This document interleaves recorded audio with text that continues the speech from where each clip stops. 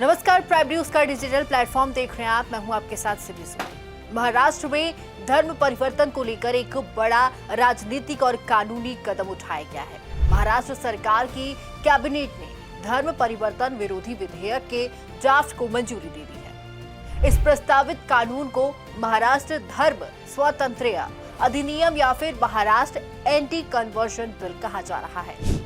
मुख्यमंत्री देवेंद्र फडणवीस की अध्यक्षता में हुई कैबिनेट बैठक में इस बिल को हरी झंडी मिल गई है। अब इसे जल्दी महाराष्ट्र विधानसभा में पेश भी किया जाएगा।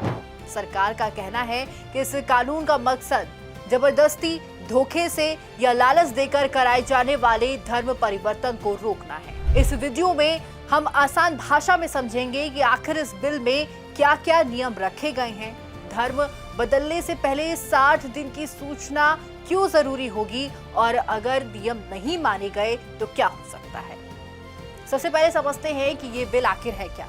महाराष्ट्र सरकार ने जिस ड्राफ्ट को मंजूरी दी है उसे एंटी कन्वर्जन बिल कहा जा रहा है। सरकार का कहना है कि इसका उद्देश्य राज्य में जबरन या फिर गैर कानूनी धर्मांतरण को रोकना है। मुंबई में पत्रकारों से बात करते हुए राज्य के मत्स्य पालन मंत्री नितेश राणा ने कहा कि कैबिनेट ने इस विधेयक को मंजूरी दे दी है और इसे जल्द ही विधानसभा में भी पेश किया जाएगा। उन्होंने ये भी कहा है कि महाराष्ट्र में बनने वाला ये कानून मध्य प्रदेश और गुजरात जैसे राज्यों के कानूनों से भी ज्यादा सख्त हो सकता है। सरकार का कहना है कि लंबे समय से कई हिंदूवादी संगठनों और सामाजिक कार्यकर्ताओं की तरफ से ऐसे कानून की मांग की जा रही थी। उसी को ध्यान में रखते हुए सरकार ये कानून लाने की तैयारी कर रही है।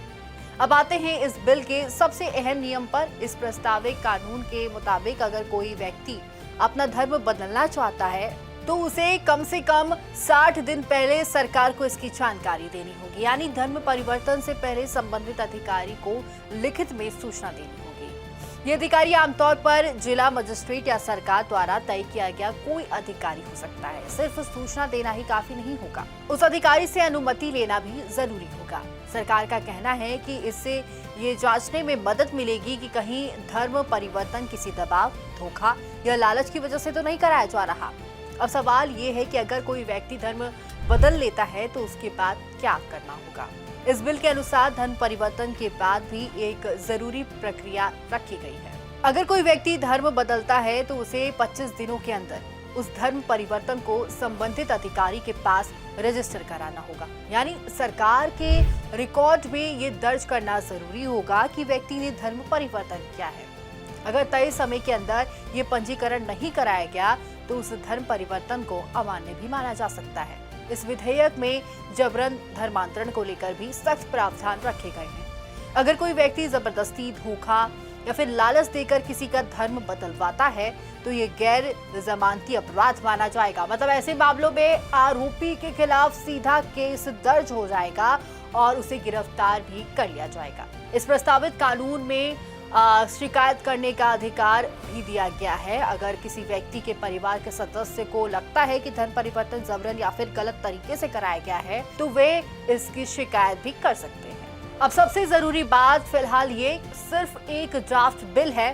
कैबिनेट से मंजूरी मिलने के बाद अब इसे महाराष्ट्र विधानसभा में पेश किया जाएगा। अगर ये विधानसभा और विधान परिषद दोनों से पास हो जाता है तो और इसके बाद राज्यपाल की मंजूरी मिल जाती है, तभी ये पूरी तरह से कानून बन पाएगा।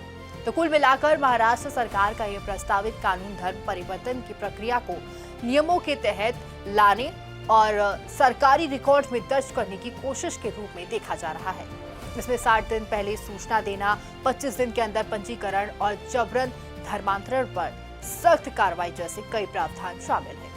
अब देखना ये होगा कि जब ये बिल विधानसभा में पेश होगा तो उसमें कोई बदलाव किया जाता है या फिर नहीं। ऐसे तमाम बड़े अपडेट्स के लिए प्राइम न्यूज के डिजिटल प्लेटफॉर्म को देखते रहिए। नमस्कार।